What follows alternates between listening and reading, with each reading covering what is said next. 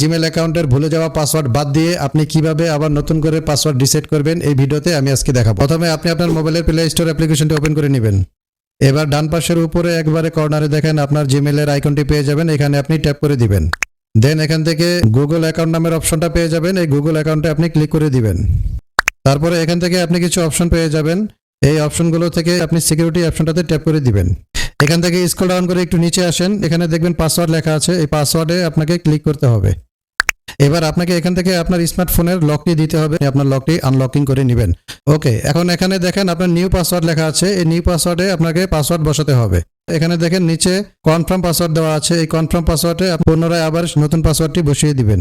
তো আপনার confirm password দেওয়া হয়ে গেলে এখান থেকে নিচে দেখেন চেঞ্জ পাসওয়ার্ড লেখা আছে, এই চেঞ্জ পাসওয়ার্ডে আপনি ট্যাপ করে দিবেন। দেন আবারও আপনি চেঞ্জ পাসওয়ার্ডে ট্যাপ করে দিবেন।